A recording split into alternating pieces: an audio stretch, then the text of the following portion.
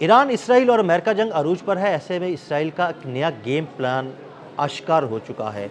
वो game plan क्या है? किस तरह मशरिक़ वस्ता को और ईरान को एक दूसरे के सामने लेकर आना है? सारी सूरत-ए-हाल के बारे में आमिर रज़ा से बात करते हैं। आमिर भाई, एक गेम प्लान की बात की थी आपने पिछले व्लॉग में कि इसराइल ने एक गेम प्लान जो है ना वो बना रखा है, किस तरह ईरान को, मशरिक़ वस्ता को एक दूसरे के सामने लेके आना है। वो गेम प्लान क्या है? देखिए, ये मसला ये नहीं था कि दोनों को एक दूसरे के सामने लेकर आना है। गेम प्लान हमें इस तरह से देखें, हमें भी पता नहीं चल सकता है दिल साहब, लेकिन अभी खुद ही जो है वो कहते हैं जो चुप रहेगी ज़ुबान खंजर लहू पुकारेगा आस्तीन का। ये जो आस्तीन का सांप है नेतन्याहू जो है, ये खुद पुकार गया कि इसका असल मकसद क्या था। पहले इसका मकसद क्या था ये बाद में बताऊँगा। आप मुझे बताएँ, रामको की जो ऑयल फील्ड है उस पर हमला होता है, बिल्कुल। जो कि बाद में साबित हुआ कि ईरान ने नहीं नहीं किया किया, था, इसराइल ने किया। इसराइल ने किया था। इसके बाद बहरीन के अंदर ऑयल डिपो पर हमला होता है और ये भी साबित हुआ कि वो ईरान ने नहीं किया था। बिल्कुल। उसके बाद ये कुछ गैस फील्ड जो हैं कतर की, जो कि कतर की सबसे बड़ी प्रोडक्ट जो है वो एलएनजी है, हाँ वो जी, गैस बिल्कुल। ही बेचता है।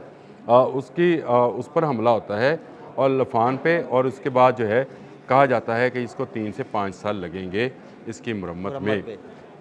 ये यके बाद दीगरे जो हमले हो रहे थे और इसके बारे में आपने भी मुझसे डिस्कस किया था कि बहुत सारे शायद 136 जो हैं उसके रेप्लिका तैयार किए गए बिल्कुल हैं ऐसे ही है। और उनमें अमरीकी और इजरायली इंजन और बारूद मौजूद है और उनको मुस्लिम ममालिक पर गिराया जा रहा है ताकि ईरान और ये जो खलीजी ममालिक हैं ये आमने सामने आ जाए। हमें भी यही लगा बज़ाहिर, ये क्योंकि दजल है या दजाल का बनाया हुआ जाल है, इसमें हमें नज़र कुछ आ रहा होता है, हो कुछ और रहा होता है।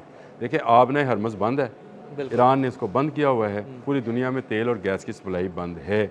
चीखें निकलना शुरू हो गई यूरोपियन यूनियन से लेकर आपके अमेरिका तक में कि गैस और तेल की कीमतें बढ़ गई हैं।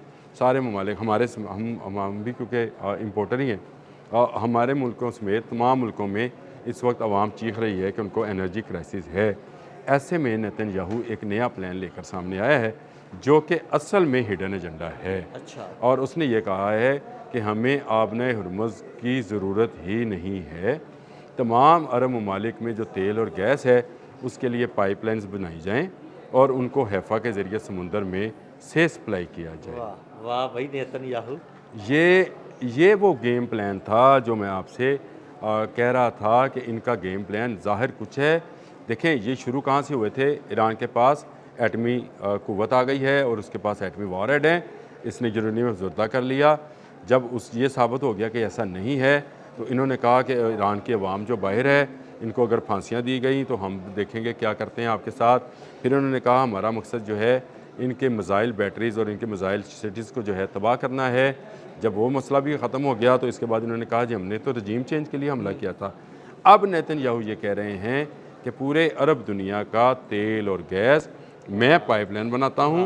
इस पाइपलाइन के ज़रिए गैस और तेल को हैफ़ा तक पहुँचाया जाएगा, मेरी बंदरगाह तक, और वहाँ से पूरी दुनिया के वेसल जो हैं उनको लेकर जाएँ। हाँ, मेरा हिस्सा इसमें रखी जाना। बिल्कुल, बिल्कुल। अब ये देखें, अगर अरब इस पर मान गए तो अरब के बच्चे हम अजमियों से भीख मांग के रोटी खाएंगे। मैं आपको अभी इसका बता रहा हूँ, अरब शदीद कहत साली का शिकार हो जाएगा, यानी उनके पास दौलत उनका खत्म। तेल सारा चूस जाएगा ना वो। लाज़मी बात है कि जब आपके सबसे पहले जो आपका तेल और गैस निकलती है उसके लिए यहूदी कंपनियाँ और अमेरिकन कंपनियाँ मौजूद हैं, जहाँ पर यहूदी और अमेरिकन काम वो करते हैं। पहले वहाँ पे अपना हिस्सा वो रखेंगे। पहले नहीं, वो 80% तो वो लेते हाँ हैं जी, जी, बिल्कुल मैं भी वो कह रहा था लेते पहले हैं, वहाँ पे अपना हिस्सा अपना रखेंगे। हिस्सा रखेंगे और उसके बाद फिर अब आप बच गया मुमताज़ होंगे। 20%। एक वो बड़ा सा वो गोल चक्कर लगा होगा पाइप के ऊपर और नेतन्याहू उसके ऊपर बैठा होगा और उसको घुमाएगा और कहेगा तेल बांधे जाओ, नहीं गा। हाँ, नहीं गा। फिर नेतन्याहू तेल आप तकसीम पूरी दुनिया करेगा। किसकी मिन्नत करेगी? नेतन्याहू की। तो वो चाहे बैतुल मुक़द्दस को में करे, चाहे वो थर्ड टेंपल बनाए, चाहे वो बिल्कुल। रेड हाइफर ज़िबा करे, चाहे वो पूरी दुनिया के मुसलमानों पर हमलावर हो, कोई मुल्क उसके ख़िलाफ़ बोल नहीं पाएगा। बिल्कुल आप सही कह रहे हैं। ये है वो गेम प्लान जो कि अब सामने आया है। यानी अब मशरिक़ वस्ता के ममालिक और ईरान को आमने-सामने लाने से भी बड़ी गेम जो है ना वो सामने नहीं, आ बड़ी गई है। गेम तो ये है कि पूरे का पूरा हाँ तेल जी, और गैस बिल्कुल। को हाँ, हड़प कर बिल्कुल ये लिया बड़ी जाए। गेम आ गई ना कि पूरा का पूरा तेल ही चूस लिया जाए उनका। इसीलिए उसने ईरान की गैस फील्ड पर भी हमला किया और उसके जवाब में ईरान ने इराक की गैस भी बंद कर दी।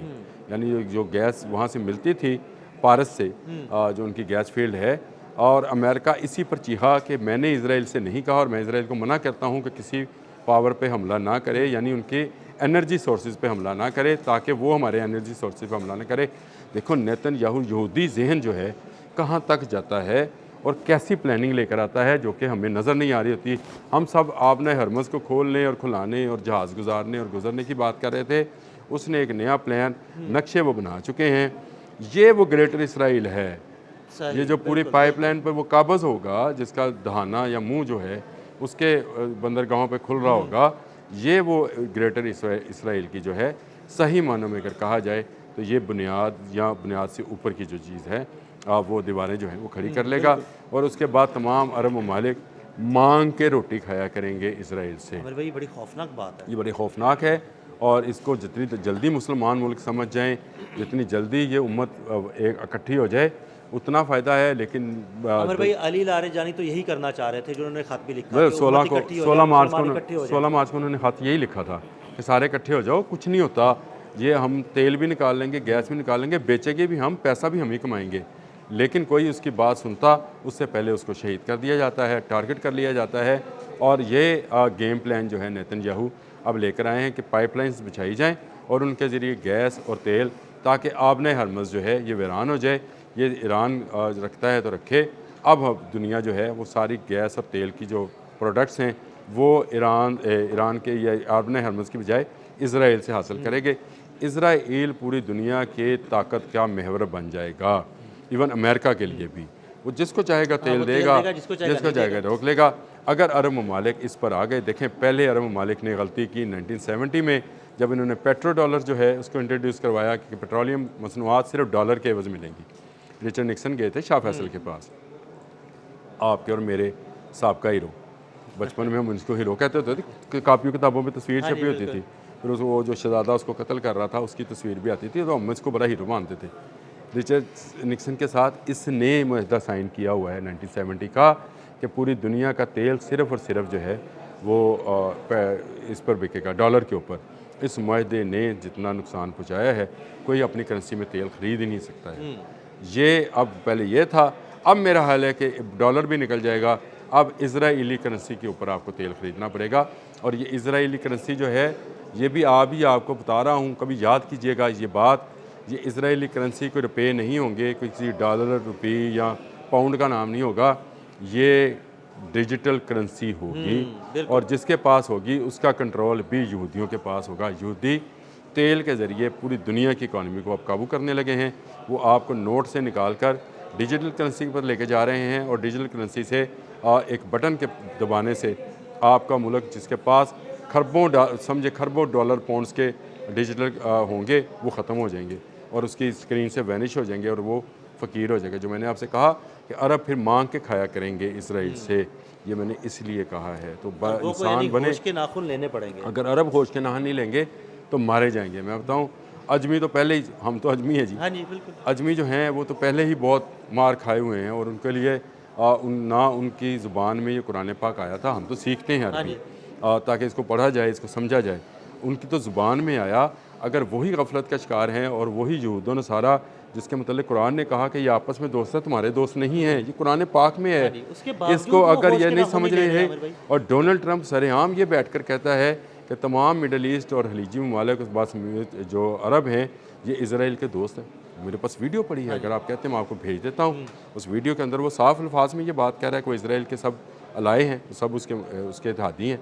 तो ये इससे बड़ी मुसलमानों के लिए मैं समझता हूँ लानत क्या होगी कि जिस कौम को मखदूब अलह करार दिया गया, जिसमें हर नमाज में हम पढ़ते हैं, हर जब भी हम सूरह फातिहा की तिलावत करते हैं हम मखदूब अलह, ये कौम है बनी इसराइल, ये सहूनी, ये यहूदी, ये नेतन्याहू, ये मखदूब अलह हैं। और यही अब ये प्लान लेकर आए हैं कि अरब दुनिया का तेल और गैस, जो कि शायद अगर इस तरह से ना जाता तो अगले 10, 12, 20 साल में चला जाता, ख़त्म हो जाता है इनका तेल और गैस, लेकिन वो चाहता है कि ये जल्दी जल्दी निचोड़ कर इनको मांगने तक ले आ जाए। वो जो अरब हम सुना करते थे कि जो इंतज़ार किया करते थे कि कोई हाजी आए और इनको रोटी खिलाए, ये अरब दोबारा उस पर चले जाएंगे अगर इन्होंने ना समझा। और सबसे बड़ा किरदार इसमें सऊदी अरब को अदा करना है, जो बड़ा भाई है इनमें सब में, उसको ये किरदार अदा करना है कि इस चुंगल में ना आए। ये पाइपलाइन वाला जो ड्रामा है ये सिर्फ इसलिए है ताकि इसराइल पूरी दुनिया की एनर्जी यानी तेल और गैस के ऊपर काबिज़ हो जाए। जिसको चाहेगा वो तेल देगा, जिसको चाहेगा उसका रोक लेगा। जैसे दज्जाल के मतलब कहा जाता है, जिसको कहेगा हाँ जी। कि उसको उसमें उसको रोटी खुशहाली दे देगा, उसको खुशहाली दे देगा। और जिसको चाहेगा उस पर कहसाली जो है वो वो जो लागू कर देगा। तो ये दज्जाली सिस्टम का ही नेतन्याहू एक हिस्सा है। डोनाल्ड ट्रंप भी इसी का हिस्सा है। इस दज्जाली सिस्टम को मुसलमानों के लिए समझने हम यहाँ बोल रहे हैं, पता नहीं हमारी आवाज़ कहाँ तक जाती है कहाँ तक नहीं, लेकिन जहाँ तक जा रही है बाखुदा सब लोग जो हैं इस बात पर ज़ोर दें, उम्मत मुस्लिमों को एक करें। ये हुक्मरानों ने नहीं करना, हम आवाम ने करना है। हम एक हो जाएं, इख्तलाफात ख़त्म कर दें, तो मेरा ख्याल है कोई ताकत हमें हरा नहीं पाएगी। और हमारे हुक्मरान भी फिर समझ जाएंगे कि अगर अवाम एक है तो हम सब भी एक हैं। अगर एक हो जाते हैं अरब ममालिक, अरब व अजम एक हो जाता है, तो ना अमेरिका रहेगा ना इसराइल रहेगा। याद रखिए, और दज्जाली सिस्टम को जितना हम रोक सकते हैं, जितनी देर रोक सकते हैं, इसको रोकने के लिए हमें अपना किरदार अदा करना है। बहुत शुक्रिया आमिर भाई जी। बिल्कुल आमिर भाई ने इसराइल का खौफनाक मंसूबा बेनकाब किया। हमें फॉलो करते रहें। अदील अहमद और आमिर रज़ा को इजाज़त दीजिएगा। अल्लाह हाफ़िज़।